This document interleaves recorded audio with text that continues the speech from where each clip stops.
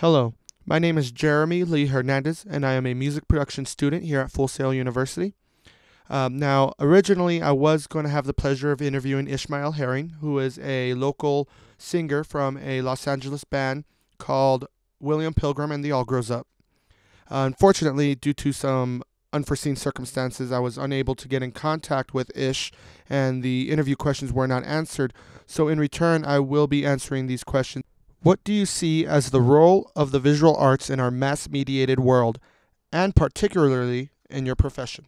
We no longer live in a totalitarian system where we have to obey the ideals of what someone thinks.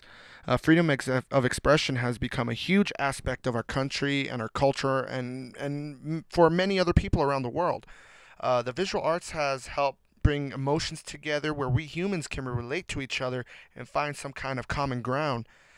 Art has always brought people together to appreciate a view, whether it's abstract, political, or something personal. Um, in the music industry, the best way I could compare art visuals, well, to the industry itself would be if you were an electronic artist. I have had experience with this myself. I started off as a DJ, so I know what happens when it comes to stage lighting and smoke and effects.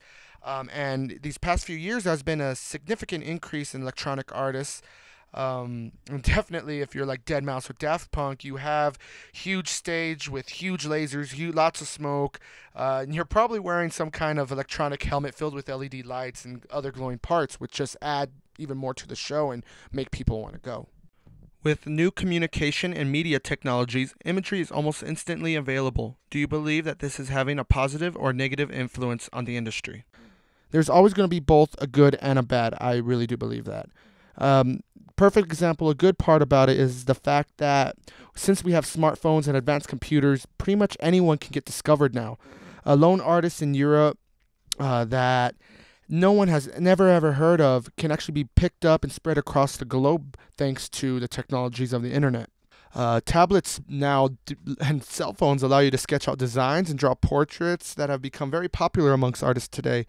But yet, at the same time, along with all these amazing leaps, I fear that the culture of art may be, as you say, dumbed down.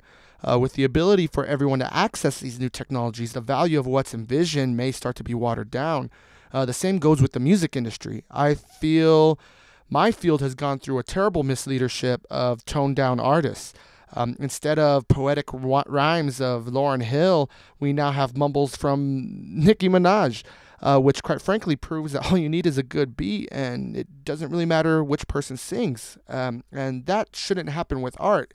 I hope we don't get to a point where everyone's considering, a doodle drawing an art. There needs to be some type of passion behind it, some type of artistic. What popular images do you see that are frequently rechanneled throughout the entertainment industry? There's actually a lot of imagery that's frequently rechanneled. I know a lot of music videos and movies that have used famous art pieces in their work, from classic cartoon characters being remade to artistic pieces like Starry Night becoming its own cell phone cover. Personally, I don't mind the rechanneling of art, such as posters being made of, Pink Floyd's The Wall or Picasso's The Old Guitarist, because these are things that help change a generation. They brought out emotions in people and changed the way we think today. Another popular imagery that has been rechanneled today is definitely Picasso's Dove of Peace. That image itself has been around since it was created in 1949 and has since been a favorite for protesters and anti-war demonstrations. Are there any particular images that this industry has popularized or created? Most definitely there has. As I said, there's even a cell phone cover featuring the famous Vincent van Gogh Starry Night painting. There's book bags, pins, shirts, and even coffee mugs that contain images from famous books as The Great Gatsby, Clockwork Orange. I know one of my favorites is a t-shirt that depicts Snoopy dressed as the main character from the Clockwork Orange book.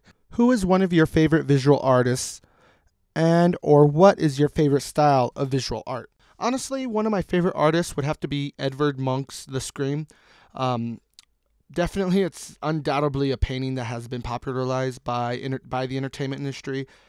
I think all expressionism is great, especially when it taps into the darker, angrier, and sadder tones. How has your knowledge of famous artworks influenced your creative process?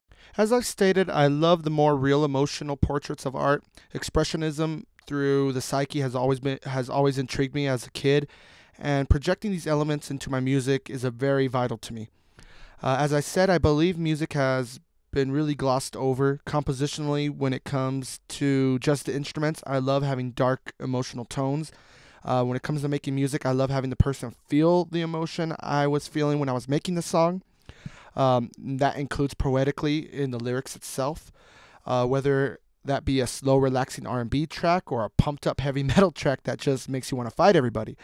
I want my lyrics, instead of the same old and settling for what they give us, I want to change that. I think we're in a process right now where the artist is starting to get a lot of the power back because of technology and where it's going.